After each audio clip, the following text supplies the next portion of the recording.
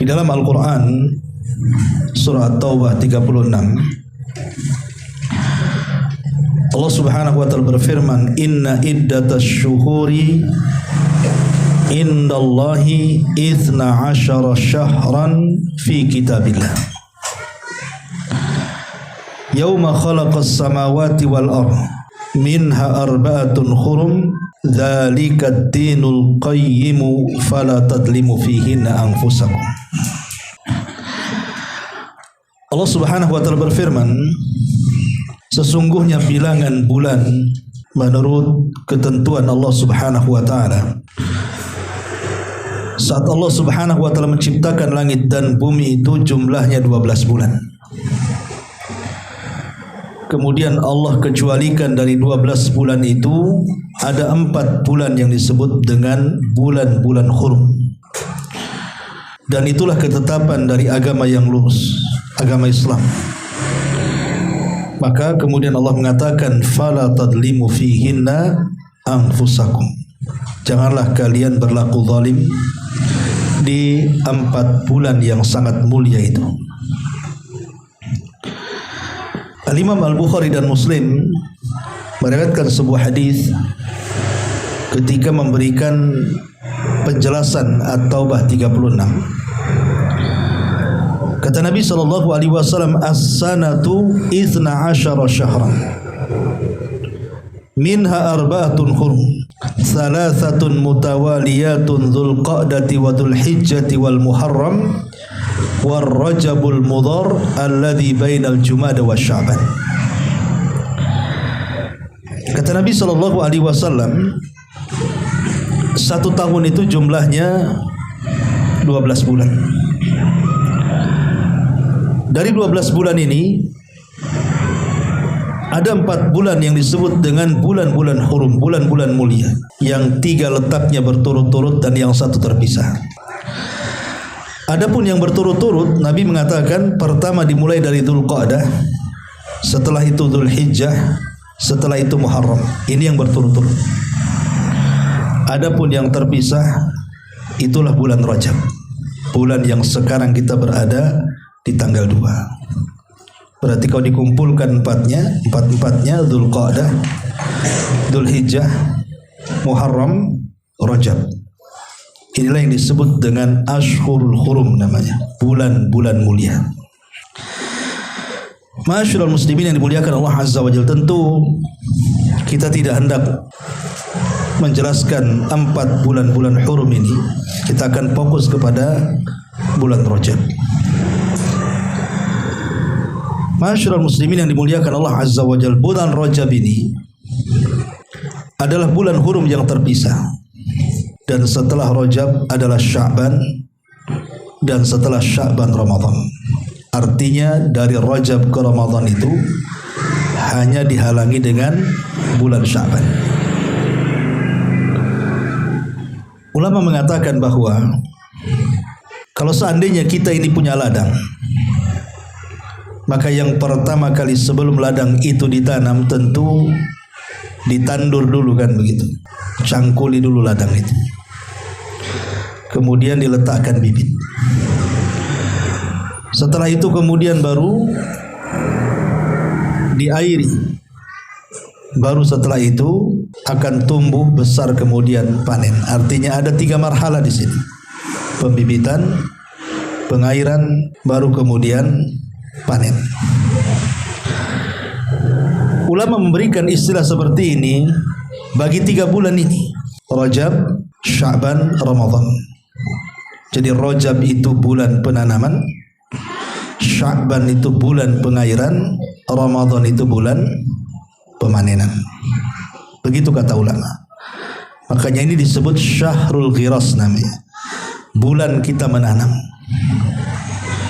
Apa yang kita tanam? Amalan-amalan yang kelak kita akan lakukan di bulan Ramadan.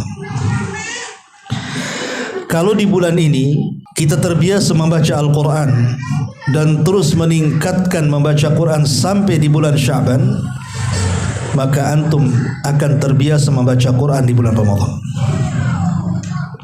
Tapi kalau tidak dibiasakan dari sekarang membaca Quran, akan malas membaca Quran di bulan Ramadan. Kalau kita membiasakan di bulan Rajab ini dengan qiyamul lail, kemudian terus sampai bulan Sya'ban, maka tidak ada keluhan di bulan Ramadan mengatakan imamnya lama kali, panjang kali, malas, mendingan di masjid ini pendek, masjid sana kepanjangan. Nggak akan antum ngomong begitu, karena sudah disiapkan dari bulan Rajab. Begitu juga sedekah. Kalau kita biasa sedekah di bulan Rajab terus sampai di bulan Sya'ban, maka sedekah di bulan Ramadan akan lebih mudah lagi. Maka biasakan ibadah-ibadah yang akan menjadi ibadah vital di bulan Ramadan, lakukan di bulan Rajab. Kira-kira apa ibadah di bulan Ramadan? Salat tarawih, berarti qiyamul lail. Baca Quran, berarti mulai baca Quran. Puasa, berarti mulai puasa. Biasakan dari sekarang, Senin Kamis, puasa Daud, puasa Ayyamul Bid. Sehingga ketika kemudian datang bulan Sya'ban, dan Rasulullah SAW banyak melakukan puasa di bulan Sya'ban, ketika masuk Ramadan tidak kaget lagi kita puasa, karena sudah terbiasa lapar di bulan Rajab kan. Tapi kalau seandainya di bulan Rajab ini kita tidak mau puasa, Sya'ban juga masuk tak mau puasa, Ramadan tiba-tiba puasa, maka kaget perut antum tuh, meledak-ledak perut antum tuh, karena kaget. Akhirnya apa? Awal Ramadan menjadi awal paling lemas dalam hidup kita setahun tuh, tidur aja kerjanya, karena tidak ada kebiasaan. Ya. Masyaallah muslimin yang dimuliakan Allah Azza wa Jalla. Secara hadis memang tidak ada satupun hadis yang sahih yang menjelaskan tentang keutamaan amalan khusus di bulan Rajab. Artinya di bulan Rajab itu tidak ada amalan khusus. Tidak dengan puasanya, tidak dengan baca Qur'annya, tidak dengan qiyamul lailnya, tidak ada. Semua riwayat tentang amalan-amalan di bulan Rajab itu semua lemah, tidak ada yang sahih. Begitu yang dikatakan Al-Hafidh Ibnu Hajar Al-Asqalani rahimahullah ta'ala, Imam Ibnu Qayyim, Syekhul Islam Ibn Taimiyah, dan banyak ulama yang mengatakan seperti itu. Salah satunya Syekh Albani yang melemahkan semua riwayat tentang amalan khusus di bulan Rajab. Tetapi walaupun demikian, karena Rajab ini adalah satu di antara 4 bulan hurum, 4 bulan yang sangat mulia, berarti kita harus memperbanyak amalan saleh di bulan Rajab ini. Karena ini bulan hurum masalahnya. Walaupun tidak ada hadis yang mengatakan amalan khusus, tapi secara umum kita diperintahkan untuk banyak beramal saleh. Masyaallah muslimin yang dimuliakan Allah Azza wa Jalla, apa saja yang harus kita lakukan selama di bulan Rajab ini? Bulan Rajab ini banyak namanya. Jadi zaman jahiliyah dulu, bulan Rajab ini macam-macam namanya. Ada yang menamakan Rajab seperti yang kita ma'ruf sekarang kan ada Rajab. Kita kenal Rajab gitu. Kenapa? Karena Rajab itu maknanya bulan yang diagungkan. Jadi disebut Rajab itu karena yurjab ayyu a'zam. Bulan itu sangat diagungkan. Ada juga menyebutnya dengan Al-Asam. Asam itu karena di bulan ini tidak ada satupun suara-suara pedang yang saling menghantam. Artinya tidak ada yang perang. Orang jahiliyah kan biasa perang kabilah. Tapi kalau sudah bulan Rajab masuk, tidak ada suara pedang. Artinya berhenti, tidak ada yang perang, karena memuliakan bulan Rajab. Maka disebut bulan Asam. Disebut juga Al-Asab. Kalau tadi pakai mim Asam, ada juga menyebutnya bulan Al-Asab. Ya. Kenapa? Karena keyakinan orang-orang kafir Mekah, kalau datang bulan Rajab itu, mereka meyakini bahwa rahmat dari langit itu turun ke bumi. Ada juga kemudian yang menamai dengan bulan Al-Haram, pakai ha, pakai haram. Ya, alasannya karena dulu ada satu kabilah namanya Mudhar, itu sangat memuliakan bulan bulan Rajab ini. Satu-satunya kabilah Arab di zaman jahiliyah yang masih memuliakan bulan Rajab itu suku Mudhar. Makanya dalam hadis tadi Rasul mengatakan apa? War-Rajabul Mudhar bainal Jumada wa Sya'ban. Dan bulan Rajab Mudhar yang terletak di antara Jumadil Akhir dan bulan Sya'ban. Kenapa dibawa Mudhar? Mudhar kan kabilah musyrik. Karena di zaman itu kabilah yang paling memuliakan bulan Rajab adalah kabilah Mudhar. Ya, kalau yang lain terkadang memuliakan, terkadang tidak. Kemudian juga ada juga mereka menamakan sebagai bulan Al-Mu'alla karena mereka menganggap bahwa bulan ini orang-orang jahiliyah adalah bulan yang jauh lebih tinggi dibandingkan bulan-bulan yang lainnya. Ada juga yang mengatakan disebut bulan Al-Mukim. Kenapa? Karena kehormatannya tetap dan tidak pernah diputus sampai hari ini. Dengan banyaknya nama untuk satu bulan ini menunjukkan bahwa ini bukan bulan biasa. Ya, kenapa bulan ini kok banyak namanya kan gitu ya? Berarti dengan banyak nama itu ini bukan bulan biasa, tapi ini bulan luar biasa. Walaupun tidak ada amalan khusus, tapi bulan Rajab ini masuk dalam kategori Syahrul Hurum, bulan suci. Pertama amalan yang kita harus lakukan ikhwan, pertama bersyukur. Bersyukur kepada Allah Subhanahu wa taala kita masih diberikan umur sampai bisa hidup sampai bulan Rajab. Dan kita juga berdoa kepada Allah Subhanahu wa taala, Allahumma barik lana fi Rajabina wa barik lana fi Sya'banina wa balighna Ramadan.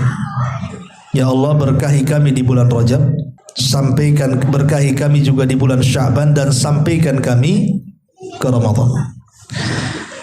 Hadis ini memang lemah. Ulama mengatakan Allahumma barik lana fi Rajab wa Sya'ban wa balighna Ramadan. Ya Allah, berkahi kami di bulan Rajab, Sya'ban, dan sampaikan kami ke Ramadan. Hadis ini lemah. Tetapi ulama mengatakan boleh kita jadikan doa.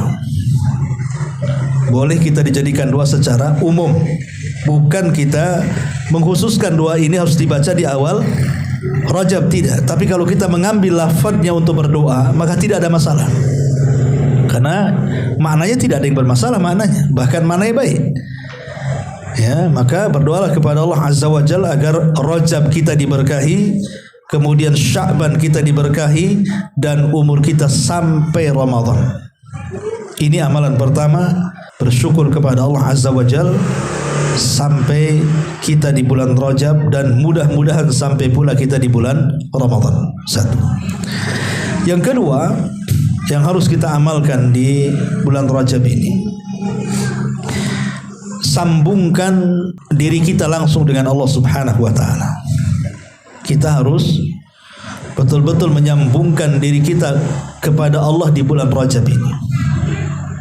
Baik dengan sholat malamnya, baik dengan puasanya, baik dengan sedekahnya, baik dengan baca Qur'annya, gitu kan. Karena sekali lagi saya katakan dari awal di mukadimah tadi, karena Rajab ini adalah bulan menanam.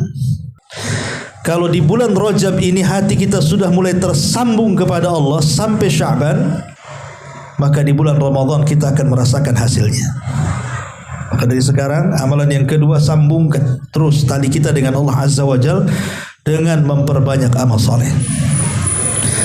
Kemudian yang ketiga, ini yang paling penting. Yang paling penting di bulan Rajab ini yang nomor 3, jangan melakukan kezaliman. Karena tadi di dalam surah At-Taubah ayat 36, di ujung ayat Allah mengatakan apa? Fala tadlimu fihinna anfusakum. Janganlah kalian berlaku zalim di bulan-bulan hurum, salah satunya bulan Rajab. Perhatikan perkataan ahli tafsir. Ibnu Abbas radhiyallahu anhuma sampai mengatakan ketika memberikan catatan kepada fala tadlimu fihinna anfusakum, janganlah kalian melakukan kezaliman di bulan ini. Apa kata Ibnu Abbas? Qala Ibnu Abbas radhiyallahu anhuma fi qaulihi ta'ala fala tadlimu fihinna anfusakum fi kullihinna thumma khussa min dzalika arba'atu ashhurin faja'alahunna huruman wa 'azzama hurumatihinna wa ja'ala dzamba fihinna a'zam wal 'amala as-salihah wal ajra a'zam. Sebutkan dalam tafsir At-Tabari, kata Ibn Abbas radhiyallahu anhu, beliau mengatakan bahwa secara umum kezaliman itu dilarang, tidak boleh secara umum di bulan manapun dalam 1 tahun ini.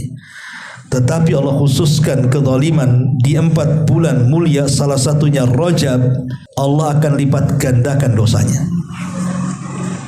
Berzina di bulan Jumadil Akhir atau di bulan Safar berdosa, tapi kau lakukan di bulan Rajab lebih besar lagi dosanya.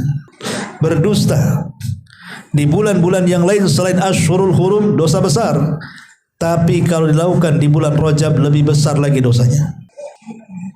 Apalagi berghibah, ghibah ini dosa besar, tapi kalau dilakukan di bulan Rajab lebih besar lagi dosanya. Durhaka kepada orang tua dosa besar, tapi kalau dilakukan di bulan Rajab lebih besar lagi dosanya. Sebutkan dosa apa saja yang itu merupakan dosa besar atau dosa kecil, kalau dilakukan di luar dari bulan-bulan hurum sudah berdosa, maka apabila dilakukan di bulan-bulan hurum dosanya dilipat gandakan. Maka amalan yang ketiga, jangan pernah melakukan kezaliman. Dan senada apa yang dikatakan oleh Imam Qatadah rahimahullah ta'ala, bahwa dosa orang yang melakukan kezaliman dilipat gandakan dosanya dibandingkan dia melakukan di bulan-bulan yang lainnya. Maka jangan pernah melakukan kezaliman. Kemudian yang keempat, ayat yang saya tadi baca, surah At-Taubah 36 itu, inna iddatasy syuhuri indallah 12 syahran fi kitabillah yauma khalaqas samawati wal ardi minha arba'atun hurum, itu diletakkan di dalam Al-Quran dalam surah At-Taubah. Kenapa tidak disebutkan dalam Al-Baqarah, Al-Imran, An-Nisa? Kenapa mesti diletakkan dalam surah At-Taubah?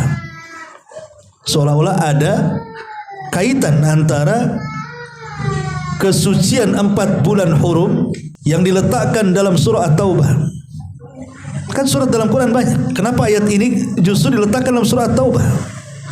Seolah-olah ada isyarat para ulama bahwa kita disuruh untuk tajdidut taubah. Apabila datang di bulan-bulan hurum, perbanyak tobat. Karena ayat ini terdapat dalam surah Taubah. Ya. Perbanyak tobat. Selain daripada kita tidak boleh melakukan kezaliman, ya, karena zalim itu kan macam-macam, ya kawan. Ada sifatnya menzalimi diri sendiri. Seperti umpamanya seseorang di bulan Rajab ini melalaikan ketaatan, terutama yang wajib, ya, ataupun yang sunnah, ataupun yang sifatnya zikir-zikir dan wirid-wirid, kemudian kita tinggalkan, berarti kita sedang menzalimi diri kita karena melalaikan hal-hal yang utama bagi kita, kan? Ataupun umpamanya seseorang melihat ada peluang kebaikan. Di bulan Rajab ini ada peluang kebaikan, nolong orang, bantu orang, mendoakan orang, tapi kita tidak melakukannya. Berarti kita sedang menzalimi diri kita. Karena ada peluang kebaikan tapi tidak melakukan kebaikan, ya. Ataupun menzalimi orang lain, dan ini yang banyak. Makanya saya nasihatkan di bulan Rajab, jangan pernah menzalimi siapapun dalam aspek apapun. Entah mungkin antum punya perusahaan, seorang bos kepada anak buah, gitu ya. Entah antum sebagai kepala rumah tangga, seorang suami kepada keluarga. Entah antum seorang tetangga memiliki tetangga, jangan pernah menzalimi kepada tetangganya atau anak kepada orang tuanya. Kezaliman apapun, ya. Bahkan yang lebih parah, jangan melakukan kesyirikan di bulan Rajab, karena itu kezaliman yang sangat besar. Intinya jangan melakukan kezaliman. Ketika kemudian jangan pernah melakukan kezaliman, maka yang keempatnya apa? Perbanyak tobat. Ya, maka di bulan Rajab ini perbanyak tobat, itu amalan yang keempat. Karena ayat tadi terdapat dalam surah Taubah, seolah ada isyarat kita disuruh untuk tajdidut taubah, memperbanyak tobat, terus memperbanyak tobat. Dan tentu memperbanyak tobat salah satunya adalah dengan memperbanyak istighfar. Ya. Bahkan kalau seandainya kita ini bisa setiap pagi membaca Sayyidul Istighfar, kemudian sore juga antum baca Sayyidul Istighfar, itu lebih baik lagi. Seperti apa Sayyidul Istighfar itu? Disebutkan dalam hadis Shaddad ibn Aus radhiyallahu anhu, Nabi SAW mengatakan, Sayyidul Istighfar an yaqulal abdu, bahwa pemimpin istighfar itu di mana seorang hamba mengatakan, Allahumma anta rabbi la ilaha illa anta khalaqtani wa ana abduk wa ana ala ahdik wa wa'dika mastata' a'udzu bika min syarri ma sana' abu'u laka bi ni'matika 'alai wa abu'u bi dzambi faghfir li fa innahu la yaghfiru dzunuba illa anta. Lihat bagaimana keajaibannya, kata Rasul, man qalaha fi lailatin famata fi lailatihi dakhala al-jannah wa man qalaha fi yaumihi famata dakhala al-jannah. Kalau antum baca Sayyidul Istighfar di sore hari, kemudian antum tidur, kemudian tidak bangun lagi sampai pagi hari, maka Allah jamin antum masuk surga. Kalau kita baca di pagi hari, Allah takdirkan meninggal di siang hari, maka Allah jamin kita masuk surga. Maka di bulan Rajab ini jangan pernah meninggalkan Sayyidul Istighfar. Apalagi ada seorang penyair yang bagus sekali. Apa kata seorang penyair mengatakan, Bayyid sahifataka sauda fi rajabin bisalihil amalil munji minal lahabi syahru haramin ata min ashhuri hurumin idza da'allaha da'in fihi lam yakhib tuba li abdi zaki fihi lahu amalun zaka fihi lahu amalun fakaffa fihi anil fahsya'i war raibi. Seorang penyair mengatakan, putihkan lembaran-lembaran yang hitam di bulan Rajab dengan beramal saleh yang bisa menyelamatkan kalian dari lahab, dari api neraka. Bulan haram adalah bulan haram, maksudnya Rajab, bagian daripada bulan-bulan haram. Apabila dia berdoa kepada Allah, maka tidak ada yang celaka. Maka beruntunglah bagi hamba yang membersihkan dirinya di bulan Rajab dengan amalan, dengan cara tidak melakukan fahsya dan juga raiba, tidak melakukan hal-hal yang mengandung dosa dari perbuatan dan juga lisan kita. Artinya perbanyak taubat, perbanyak istighfar, itu amalan yang penting di bulan Rajab. Kemudian yang nomor 5, memperbanyak zikir, membaca Al-Quran, sholat malam, sedekah, atau dengan kata lain yang saya awal tadi di mukaddimah, perbanyak amalan-amalan yang biasa akan antum lakukan di bulan Ramadan dari sekarang. Ya, kira-kira di bulan Ramadan itu amalan-amalan yang paling mulia apa saja? Kalau kita cerita Ramadan, biasanya nih Ramadan itu identik dengan apa? Puasa, taraweh, kan itu ya, baca Quran. Kan itu saja ya. Nanti Lailatul Qadar lah, kan itu pun satu malam saja. Artinya 3 amalan ini yang harus kita biasakan. Puasa, kemudian qiyamul lail, baca Quran. Kalau 3 amalan ini betul-betul kita lakukan di bulan Rajab, kemudian antum istiqomah sampai bulan Sya'ban, beruntunglah bulan Ramadan. Ikhwan, Allah Subhanahu wa taala senang ketika melihat hambanya bertobat, kan? Innallaha yuhibbu tawabin. Allah itu sangat cinta dengan orang-orang yang bertobat. Dan salah satu alamat diterima tobat itu ketika kondisinya jauh lebih baik daripada sebelumnya. Ketika kemudian bulan Rajab ini kita gunakan untuk terus bertobat dengan melakukan amal soleh, menjauhi dosa, baik dosa kepada diri kita, orang lain, ataupun kepada Allah Subhanahu wa taala, maka bulan Sya'ban kita akan menjadi hamba yang dicintai Allah. Karena kita bertobat di bulan Rajab, kan? Maka kita akan dicintai Allah di bulan Sya'ban. Dan kalau Allah mencintai kita di bulan Sya'ban, maka kita akan menjadi orang pilihan di bulan Ramadan. Begitu korelasinya, ya. Makanya ma'asyiral muslimin, ini pursoh, ya, ini satu waktu yang bagus sekali untuk kita membiasakan amal soleh di bulan Rajab ini. Tetapi sekali lagi saya ingatkan, tidak ada amalan khusus di bulan Rajab. Tidak solat raghaib, tidak solat tasbih, tidak solat ini, solat itu, puasa ini, puasa itu, tidak ada. Semua riwayatnya lemah. Ya. Tapi yang saya katakan 5 amalan jangan ditinggalkan ini, Pertama bersyukur ya kita masih bisa hidup sampai Rajab dan berdoa terus sampai Ramadan. Ya. Kemudian tadi sambungkan terus kita dengan Allah dengan memperbanyak amal saleh. Kemudian yang ketiga, jangan pernah berlaku zalim, baik kepada diri sendiri, kepada orang lain, apakah kepada Allah. Kemudian juga tajdidut taubah, perbanyak taubat kepada Allah Azza wa Jal. Dan yang terakhir, biasakan amal-amal yang akan kita lakukan di bulan Ramadan, lakukan di bulan Sya'ban ini. Lakukan di bulan Rajab ini, kemudian istiqomah sampai Sya'ban, maka kita akan merasakan hasilnya di bulan Ramadan. Inilah diantara nasihat singkat dari keutamaan bulan Rajab.